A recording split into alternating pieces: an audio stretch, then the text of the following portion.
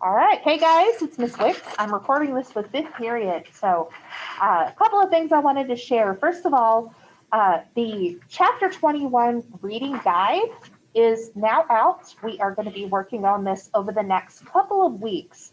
I do not like to do reading guides for every single chapter because I think it can be overkill. But chapter 21 is really a pivotal chapter that will inform so much of where we're going over the next uh, couple of months. So we need to know who the thinkers are, who the philosophers are, what the big trends in politics are.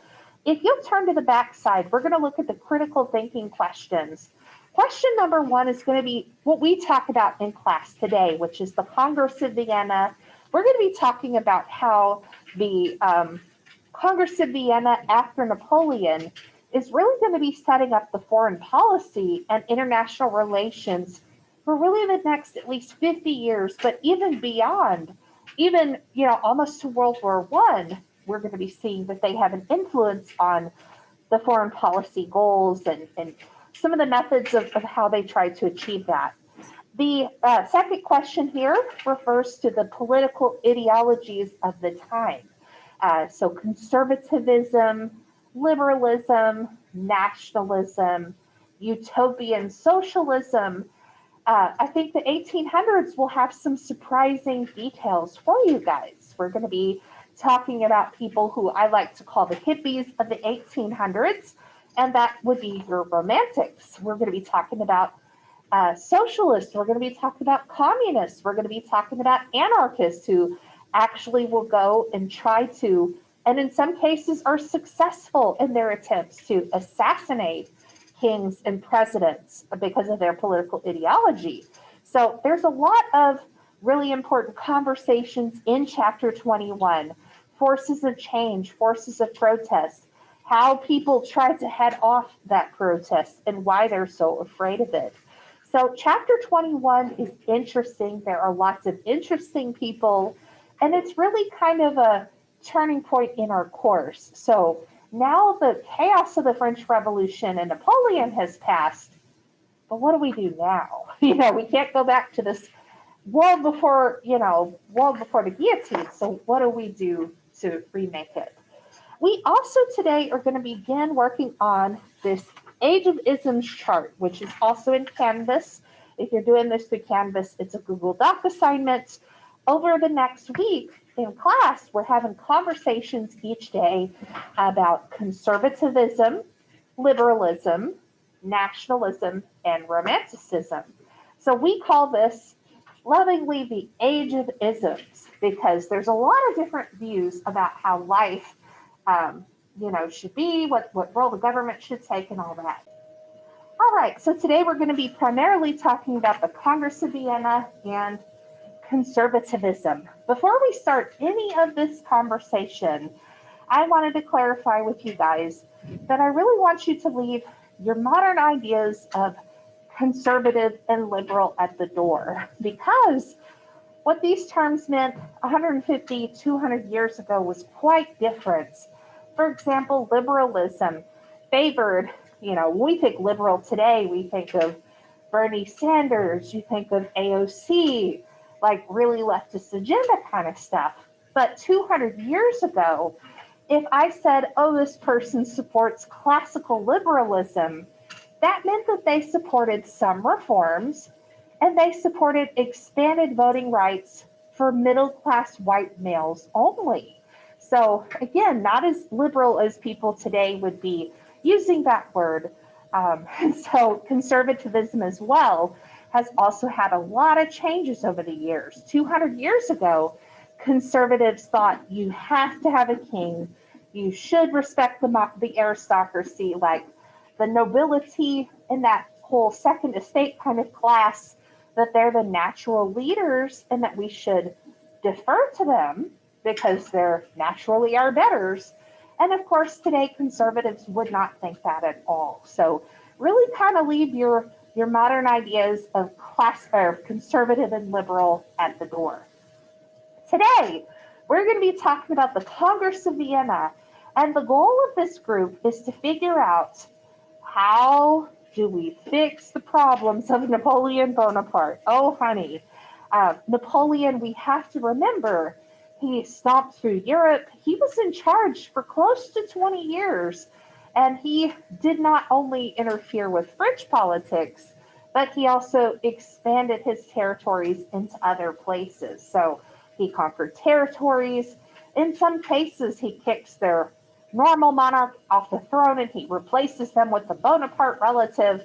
And so Napoleon was incredibly disruptive to the normal flow of how Europe went. And so we have to figure out, how do we put Europe back together after dealing with Napoleon problems? Okay? I also want to really reiterate that the Congress of Vienna is a happy event. People are having balls, they're having parties, they're having parades. The spirit is very much ding dong, the witch is dead, you know, they're excited Napoleon's gone. Remember, even though within France he did some wonderful things like building the public school system and so forth, beyond France, he could be really harsh with the people he ruled. So not everybody has this opinion of Napoleon that's very nice. And they saw him as like this horrible military dictator, and they were happy to see him gone. So people literally descend upon Vienna, and it's like they're trying to have government meetings, but it's also in the middle of Mardi Gras, and everybody's throwing beads and having a good time, and very celebratory. Okay. So let's get into the Congress of Vienna a little bit. The whole purpose of the Congress of Vienna is to reconstruct war-torn Europe. We have to try to put Humpty Dumpty back together again. So basically, we've now had, 25 years, 30 years of chaos since 1789. And how do we try to put Europe back together from the damage and the chaos and the upheaval and the disruption of the French Revolution and Napoleon? In many ways, Napoleon was a continuation of the French Revolution. He thought he was. He embraced the ideas of equality and brotherhood, and he really saw it as his role, kind of almost like Alexander the Great, to spread the French Revolution and to spread ideals to more places. However, in his travels, he was terribly disruptive. And of course, we want to try to unring that bell if we can. The other goal is to have a balance of power. I'm also going to talk a little bit about the people who show up to this meeting. And note, if you're taking a peek here, you do not need to write all these names down. I would definitely get Metternich. Metternich's kind of the Speaker of the House of this meeting, so to speak. He's kind of the presiding officer. But remember, a lot of these are nobles. They are princes, they're counts, we have a viscount, we have a czar, we have a king, we have a prince. These are all members of the Ancien regime, old guard. And as conservatives, they saw their role as being like, we're the natural leaders. We were born and bred to do this. So I've been educated my whole life to do this. Conservatives like Metternich and Edmund Burke, who we'll meet today, see themselves as the natural leaders of society because they were raised to do this. They were educated to do this. So they get really grouchy when you talk about opportunities for common people, expanding who can run for parliament, and not paying members of parliament like the Chartists had demanded, because they wanted normal people to have a shot at those offices. Old guard conservatives like Prince Talleyrand are going to be really thrown off by that. They're going to feel very threatened by that. Conservative opinions, and this can go in that first column there on your Age of Isms chart, they really believe that they are the natural, or this old guard, old order, that they're the best leaders, and the most educated and experienced, so of course they should get the best jobs in the government. And consider also, what? France has a seat at the table? Yes, and that's so important because the Congress of Vienna is not making the mistake that will be made 100 years later At the conclusion of World War I, the exclusion from Germany at the peace table had catastrophic consequences that could be argued that led directly to World War II. So France is going to get a seat at the table. We're all kind of side-eyeing France a little bit.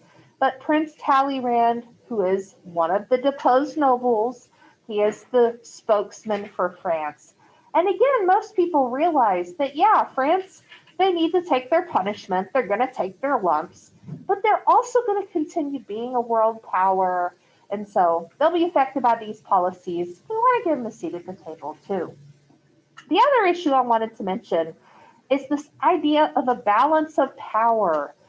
What will come out of this meeting is almost like the first attempts at a European Union or a United Nations, and we call this the Concert of Europe.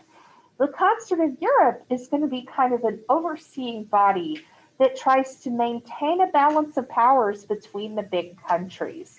We want Russia to stay in their lane. We want France to stay in their lane.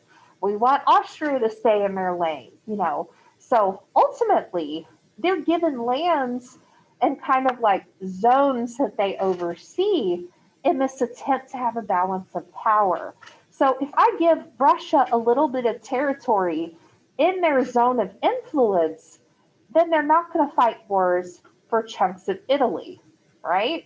You know, so this is a whole attempt to try to mitigate and prevent future wars. Let's talk about Metternich just a little bit. You do not need to write all this down.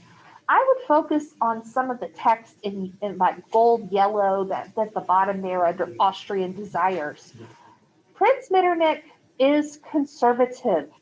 We also have to consider point of view here a little bit. You guys, your French Revolution BBQs were wonderful.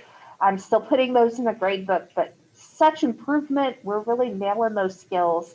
And you guys were really great with this test on the French Revolution questions. We got this down. But consider the French Revolution from Prince von Metternich's perspective. He's a member of the Austrian nobility. This is Marie Antoinette's family, and they're completely horrified by the French Revolution. When conservatives like him see revolution, they think of the French Revolution, and they think of heads on pikes. They think of guillotines. They think of Paris mobs with, blood running through the streets. They think of mob violence. They don't think of it being like a justified revolution, and oh, hey, we need reforms. Let's keep the workers happy. When they think of protesting, their brains immediately jump to the Paris mob marching around with heads on pikes. So, of course, Prince Clemens von Metternich is not going to want to have any whisper of protest, any conversations about reforms. He's not about that. So, Austrian desires. He hates the French Revolution. He saw it as chaotic. He saw only the worst of it. He desires a balance of power. So, we want to try to keep all of our big nations like France, like Germany, not Germany yet, sorry, but like England, we want everybody kind of to stay in their own lane, and we want to mediate disputes before they become big, big wars. We also want to stop the expansions of France, the Prussians, and Russia. It had already started where we see a bit of tension between Prussia, which is Eastern Germany, and they have this amazing, awesome, wonderful, big time military. And they were starting to get in scraps with Russia, who, also thought that they deserved a chunk of territory too. So both of them had kind of started feuding over who gets to have Poland. And so one of the big goals of Metternich is this balance of power. If I give Prussia some territory and I give Russia a little bit too, hopefully the big dogs will each be happy with their chunk of steak, and they won't start fighting and, having that overflow to other areas. He also wanted to stop liberalism and nationalism. One of the big mistakes of the Congress of Vienna is that the Congress of Vienna tended to ignore the wishes of people from smaller countries or smaller communities. Prince von Metternich is not losing any sleep over the opinions of the Poles from Poland or the Ukrainians. He cares more about keeping the big powers happy. So that's going to create long term when those people are not given a seat at the table, when they are ignored, when they're not asked who they want to rule them, that's going to create some feelings of nationalism. They want to have their own country. They want to determine things for themselves. They don't want this big international body to decide their future for them. So, even though Metternich is against nationalism, he ended up setting up some conditions that ensure nationalism will be a thing. Okay? Let's skip ahead just a little bit and talk a little bit about Castlereagh. You don't need to write this down, but note, they have some similar objectives here. Castlereagh, who's speaking for England, they want a balance of power also. One of the English items on the agenda that was not successful here is the desire to eliminate slavery. England did eliminate slavery in 1807 and had kind of over time started seeing themselves as like the policemen of the sea, right? So they used the British Navy to try to intercept slave vessels, and to try to put a stop in international waters to the slave trade. And in the Congress of Vienna, they brought this up, but most European countries weren't yet ready to really get into abolition yet. And again, even though we tend to not see a lot of slavery as labor within Europe itself by this point, most European countries did do business with people who benefited from enslaved labor. So most of the European countries aren't willing to abandon slavery quite yet. Okay? Tsar Alexander shows up. I'm not going to ask that you write much of this down. I'm just going to note that he wants his chunks of land. He has been kind of, Russia and Prussia have been beefing over Poland, poor Poland. And really, Poland doesn't get to determine their own course in life until like 1991. So that's why in our room we always joke, hashtag poor Poland. Poland is the big juicy steak that the big dogs are fighting over. And it's really, they really try to have their own autonomy, but, it just doesn't happen. They got solid problems. They've got a lot of strong neighbors who want their stuff. So, of course, they want warm water ports. They want to be taken seriously and respected as strong, on the international scene. We also get the word bistro from this time period. One of the punishments that we see is that France has to pay an indemnity, almost like reparations, for all the chaos of Napoleon. So, for about 5 years after the Congress of Vienna, until France could pay off all these indemnity payments, they had occupation. So Russian troops were actually occupying Paris for about 5 years, and the word bistro comes from this time. The Russian Cossack soldiers would apparently sit in the outdoor restaurants, beating the tables, bistro, bistro, hurry up. Where's my food? Come on now. So if you go to a Paris bistro today, it is delicious food that's really fast. So these are like your lunchtime, quick order and you get it within 10 minutes kind of restaurants. So great for people watching, great for coffee. We loved bistros when I was there. And they have really wonderful food, but it's not like Benihana's where you have to wait for for a long time to get your food because it's a big production. They're like, nah, here's your food, here you go. So I thought that was funny where they got that. All right, going to skip ahead here a little bit. Congress of Vienna, we're going to see they are going to meet in phases. Of course, Napoleon comes back to the party for a little bit, and then he's defeated with the Battle of Waterloo. So the Congress of Vienna is trying to now figure out what to do now that Napoleon is gone. Okay? Major problems. Who should rule France? We have to figure out. Obviously, the Bonapartes were a disaster. I like to call the Bonapartes the Kardashians of the 1800s. They had their uses, but they also had their dysfunctions. And so, what do we do about France? The solution is to bring back the Bourbons. So they find Louis XVI's brother, who was actually able to escape to safety in Austria. He had been apparently eating bonbons and drinking wine for, 30 years. And they go to him and say, hey, you're the king now. Long live the king. And at first he was kind of like, are you going to guillotine me? Like, what? He was a little, apparently, understandably, he had trauma from his past.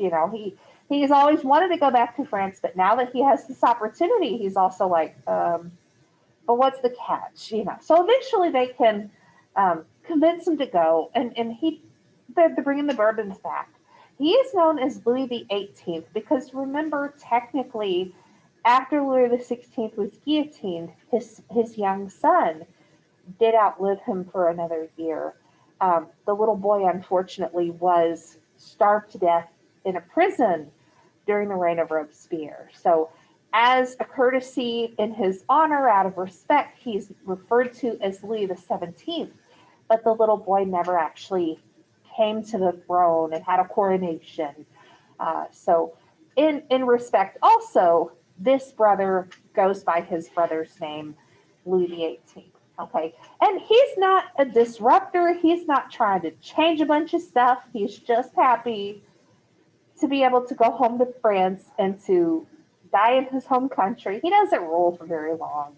And a lot of people correctly kind of pointed out that they thought he was a bit of a puppet king because he's not trying to make waves. He's just trying to, get his stuff back. So where do we put France within Europe? Is France going to be made to suffer and rub their nose in it like a puppy who pooped on the floor? Or are we going to get our indemnity and shake their hand and say, hey, cool, we're going to keep it moving? So what do we do about France? Additionally, what do we do about some of these disputed territories? Everybody wants Poland. Everybody wants Saxony. What do we do about these disputed places? And do we care about the opinions of the people who live there? The answer is no, and that's going to have some chaotic consequences for nationalism. What about the balance of power and security for the next 50 years? What about if we hear that revolution is about to start in France again? Oh yeah, honey, French revolutions haven't stopped. There are several more we'll be discussing. Les Miserables takes place in 1830. Oh, it's not the main French Revolution. So what do we do if we hear about another French Revolution?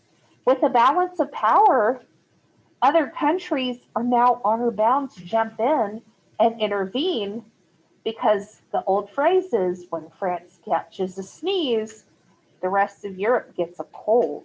So we're going to see throughout the 1800s that many countries will jump in with military action when there's reform, when there's revolts in a country. It's not your business, it's all of our business because of the balance of power, okay? And that's going to cause problems. Man, sometimes I need to handle my internal business. I don't need the Russian czar showing up with the Russian army in my place. Stay in your lane, baby, So this intervention really can create a lot of tension, even though it's coming from a nice motive. I don't know, so we'll see that.